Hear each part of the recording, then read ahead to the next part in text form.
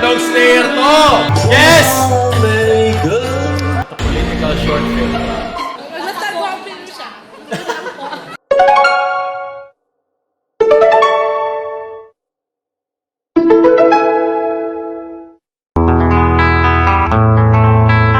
Tamoy lang sigit, Paulol! Nakawan mo pa yung bayan! Musa yung mga bobotante, ako nga pala si Paulo lang, mga lumalabas lang pag kailangan. Parang mga pool politiko. Saka ako na muna explain kung bakit ngayon lang uli ako nakapag-upload ng bagong video. Sa susunod na tumawa ka, talo ka. Next week, i-explain natin mga nangyari. Pero ngayon,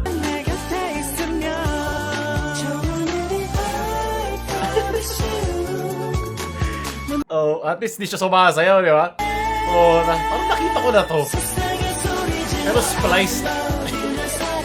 Dao Menzo! Mari Pacquiao. Dapat yung Mari Pacquiao yung mabait dyan. Ito yung What's LA. Ang tagal na kasi nito, hindi ko na maalala. Nakito mayaman din naman si Bongbong. Bakit kay What's LA? Galing kay Steffi.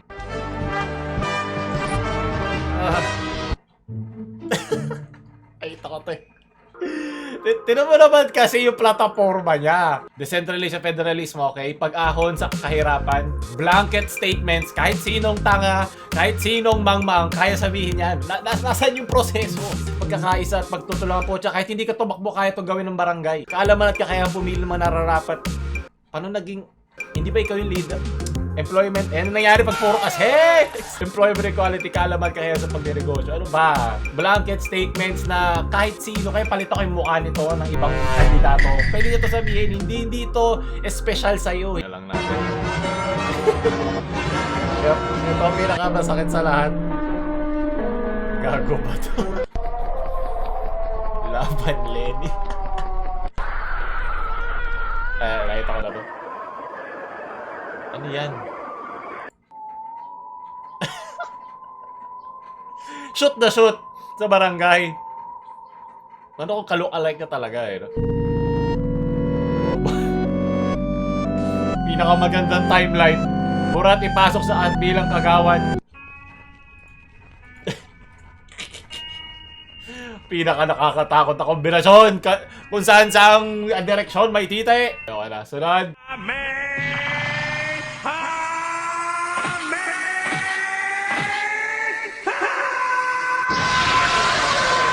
Ito naiintindihan ko eh, kasi gusto niya maging hindi magmukhang elitista.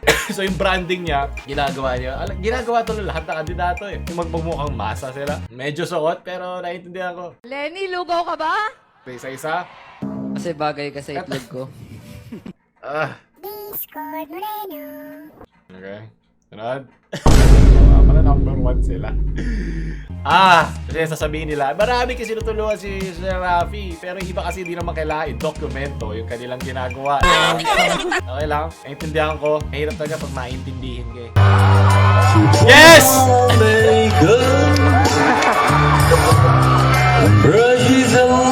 Naku po, alam ko na ang plataforma mahutol! Yes!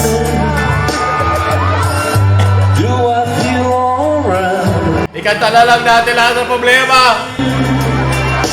Yeah! Anong Slayer to? Nakikita ko yung comment section. Okay. Huwag kayong magalit sa akin, bubukso ko yung comment section. Okay, tama na. Sunod. Speaking of bayaran, gusto ko lang magpasalamat sa ating sponsor ngayon, ang Share It. Dati nung nasa college ako, gamit na gamit ko ang Share It kasi meron silang mabilis na transmission face-to-face ng videos at files. Kailangan mo to syempre pagdating sa thesis at pag nagpapalitan kayo ng files in real time. At syempre dahil mga estudyante tayo, minsan wala ka internet, dito makakapagpasa ka ng mga kailangan mong RRL, kailangan mga photos, diagrams, nang hindi nangangailangan ng internet. Meron siyang face-to-face, hindi classes, transmission ng videos, at syempre easy phone-to-phone file transfer transfer pa mag-aaral ka ng test. Huwag mo lang gagamitin sa mismo pag nasa klase ka na. Ayan, ito yung mismong app. Pwede ka mag-send. Papayata ko lang sa inyo saglit paano mag-send videos. Click mo lang videos. Lagay ka ng sample photos. Send. Ayan, hihingi niya grant location permission. Open LAN, open Bluetooth. Ikaw pipili kung anong gusto mo. Pwede mo diretso Bluetooth kung wala ka internet. Ito yun. So, pwede mong buksan. Next mo lang. Dati kaya lang mag-transfer ng picture at ng videos ng ShareIt. At sa bago nilang update ngayon, sila isang all-in-one app kung saan pwede sila na naglilinis, nagta-transfer files. Pwede ka may phone booth. Ito yung phone booth at ito yung battery. Yun ang kalimutan i-enable, syempre. Optimizing. Para sa mga punong-puno na lang mga importanteng files, sana hindi scandal.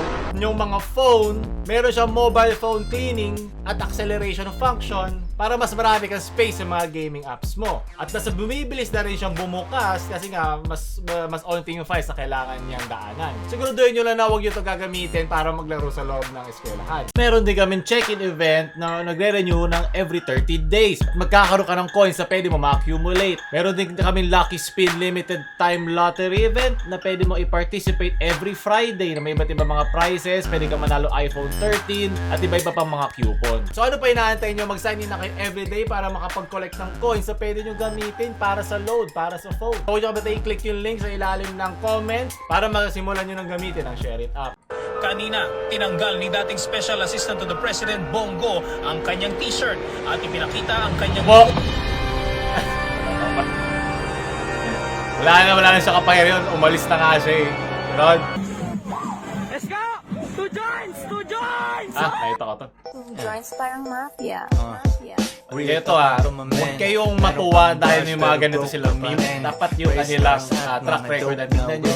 Huwag yung mga personality politics, diba? Hindi pa, uy, cool naman, katulad ko siya. Hindi, tingnan nyo yung kanilang mga nagawa at mga gustong gawin, mga plataforma nila. Mayroon bang sense? Blanket statements ba? Mga ganon. Huwag yung mga ganyan. Alam ko, okay, fine, happy, pero hindi dapat yan ang basihan mo. Okay? Hindi lang yan dapat ang basihan. Hindi masama maging makatao sila, pero tapos na dapat tayo sa mga panahon na pag sumayaw ng onte, nagbudots onte, napapasok sa Senado. Ayo. Namoy two joints te. Ano ba two joints? Nangangampanya ng 2 joints. Two joints ba two joints? Wala may two joints. Ko ano lang ay. Sweet corn isa. Mango juice na lang. Hey! Hey! Oh! Всем, кто поддерживает нас в каждом уголке Sobrang legit dito fake нашей news. Grabe, wow. огромной Tama na. Sunod. Sa pagdating nila. Meteor Garden, the Asian novella that started it all. Pinauso ang kakaibang Election novela. hairstyle at fashion trends. Mayaman ako, kilala at gwapo rin naman. Pinasikat ang Mayaman mga siya, meron kantang tulad nito. mukha ni Pe. Ginawang Kagi kay Isko, Asian parang bagay superstar siya. Bagay siya dun sa Ang nilagyan. F4 ay F4, walang pwedeng palitan. Tama. Simula noon, minahal na ng mga Pinoy ang marami pang Asian novellas. Mayaman naman talaga si Isko, di ba? Yung inamin niya sa bank accounts Kauli niya. sa kilig! It's Kasi tayo Meteor mag-away. Fever forever! Feeling ko, diba, hindi naman maganda ang feelings, pero sasabihin ko pa din, ang pinakamaglalaban dyan, Lenny Bongbong. The rest, habula lang, pero hindi sila ganun kalaking chunk ng market kasi wala silang narrative na nagtatalo. Diba? Yung mga gusto ng tao, drama, gusto nila meron naglalaban. Hindi ka maganda ikwento sa inuman, diba? Mga sa masa, hindi ka maganda pagkwentuhan. Pero diba, importante dapat dito ay yung kanilang track record sa mga news, cross-reference nyo. Nod? Sige na. Ito, political short film. promise. Kung minsan lang naman. Galing kay Angelo. Sa Intramuros. Ay hindi, sa ano lang tayo. Oo na lang. Uy, ano naman sino kausap mo? Nice Kung acting. mag-uwi mo mga ano. Chika babes na naman yun. Ano, sumukit ka sa ate mo eh. Kumaingoy. Nag-chika babes pa ngayon. Hello. Sorry. Ano? Saan na tayo? Oo, kakain lang naman tayo. Oo. Ano? Oh, may pabuhok effect. Hey! Let's go. Okay, nahuli niya. Galawang tondo. At least walang saksak. Nice. Mga simpleng cuts na. Namiss ko tayo gumawa ng film ulit. Okay, yan ang namiss ko din. Ang aking internet na napaka... Pwede ng pan-date yan.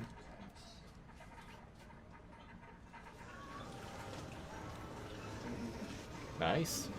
Nice shot. Bigas.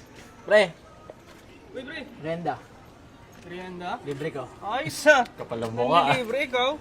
Grabe naman yun, pre. Sige, 2 biscuit na lang. Salamat ah. Salamat, pre. Walang hiya-hiya ah. Ayos ah. Nakadekot ka na naman ah. Bukod. Bubok, diskarte lang. Grabe yung discount. Tayo naman. Ba't bukas na to? Hindi naman yung binuksan. Discount naman Hindi yan. yung binuksan. Mukha naka-isang dekwat na yung tindero nyo, naka-isang biskwit. Pero di naman. Grabe yung discount naman yan. Okay lang, continuity. Minus 1 point. Pero okay naman. Nakuha ka. Hindi nga. Salamat, pre ah. Grabe naman ka. Grabe, dalawa nga agad. Wala ka na? Oo. Sige. Salamat sa mama eh. Okay, okay. Salamat, pre. Siyempre, nakuha na yung wallet niya. Ano ba mo, boy? Bago pre, nahanap yung wallet ko.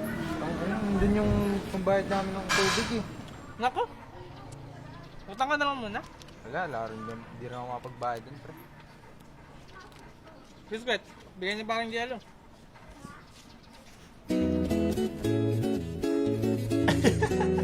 So, ginamit niya yung sariling pera niya, hindi niya alam.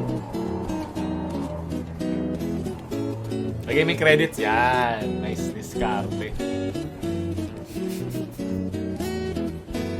Ay, pre. Dapat ah. Tanggo.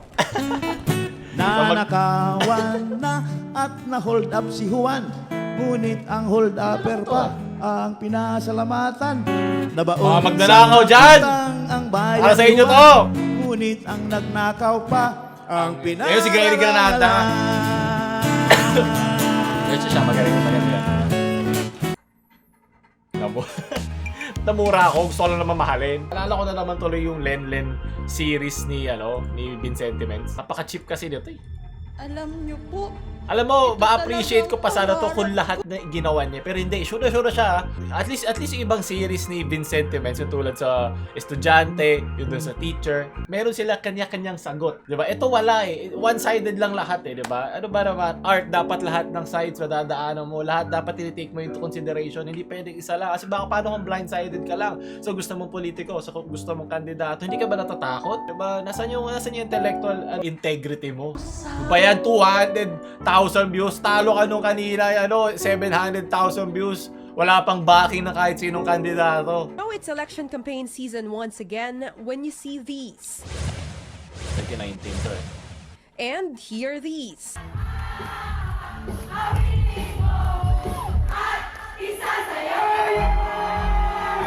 It's like a Parang mga fiesta barangay every lang. day.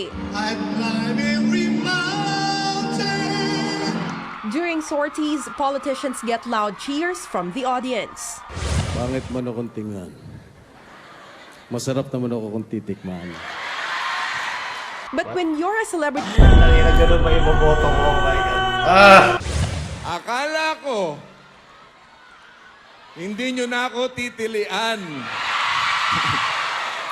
Tito-tita niya. tinitilaan si... Siyempre, gwapo! Gwapo siya, mabait. Si Bang Revilla. Idol namin po si Bang Revilla.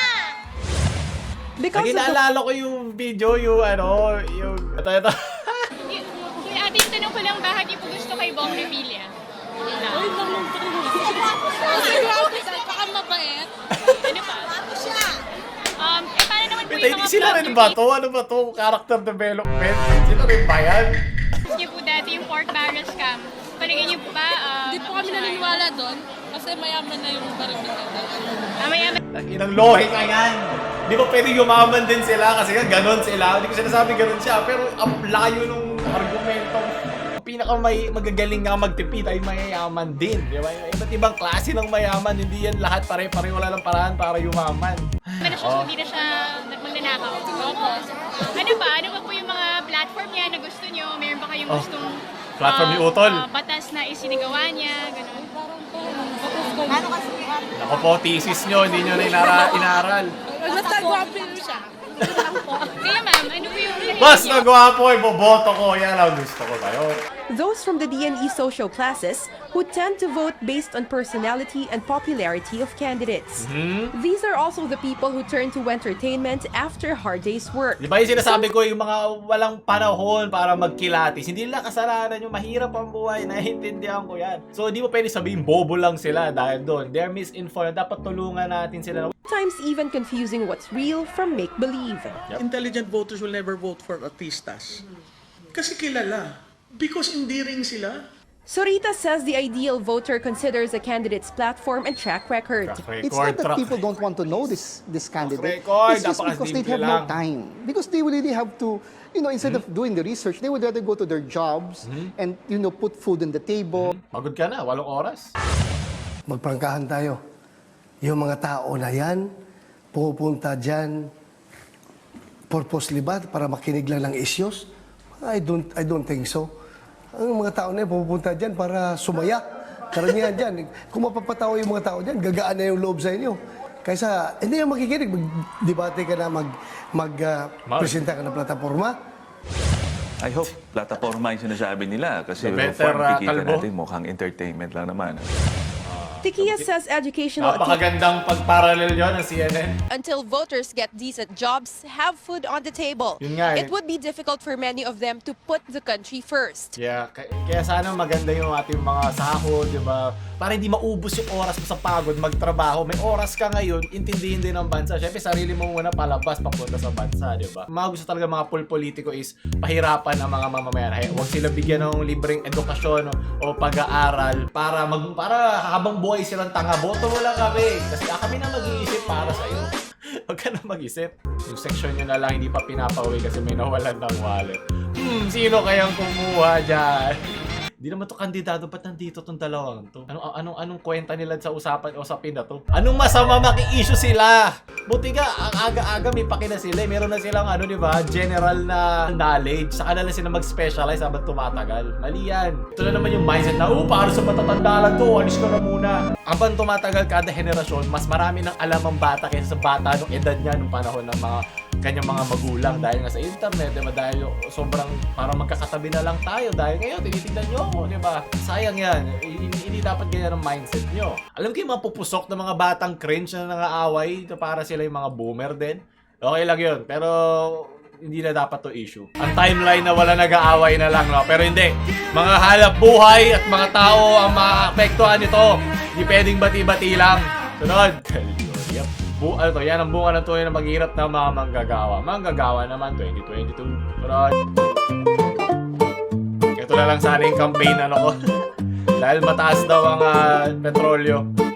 Yep. Diyan na lang din ako mangangampanya para tipid ako. Hindi ko kailangan magnakaw sa bayan. Sunod. May nakita ko sa comment section, sabi niya, paano kung yung media mismo ang bayaran? Paano mo masasabi yun? Nag-ride ka ng mga conspiracies. Alam ko, hindi perfecto ang mga media dahil syempre hawak yan ng tao. May mga journalist na nababayaran, may mga hindi. Kasama yan sa kalakalan ng pagbibigay ng balita. Ngayon, ikaw bilang isang viewer, nasa sayo ang responsibilidad na hawi-hawiin yan. Matagal yan. Hindi yan isang tingin mo lang, yun na pala ibig sabihin nun. Naiintindihan ko maraming tao walang oras sa ganyan. Hindi mo sila pwedeng sabihan ng bobo sila. Sila ay misinformed. Ibig sabihin nun, may panahon at may oras na tulungan natin silang makita pa ibang impormasyon na available dito sa internet. Diba? Tulungan natin. Hindi naman lahat may 24/7 na nasa harap ng computer. Yung iba naman, hindi pwedeng nasa phone magdamag. Hindi tulad may ibang klaseng trabaho, construction, o kung ano-ano man. Diba? Naiintindihan ko yun. Kaya dapat magtulungan tayo kasi dapat katotohanan lang ang ating makita. Hindi dahil katotohanan sa'yo na gusto mo kasi isang kandidatong ganito, kaya nakikita mo lang puro mga positive sa kanya. Sasali ako sa grupo ng mga pro kung ano mang politiko ang gusto mo, lahat sila nagduduraan ng kanilang mga kasinungalingan kasi yun ang gusto nilang marinig. Dapat handa ka at open-minded ka makinig sa opinion sa ibang mga pro sa kandidato nila para ma-check mo kung tama nga kanilang mga sources at tama nga kanilang mga pinagsasabi. Responsibility nito yan bilang isang mamboboto at huwag ka lang manood-nood ng mga TikTok videos o mga one time na nakita mo news sa news feed. Kung gusto pa na mga ganito, with a like, share sa mga boboto nyong friends at kung hindi pa boboto na friends para marami na rin sila maintindihan at huwag nyo kayo subscribe. Full political, paulul, nawabalan.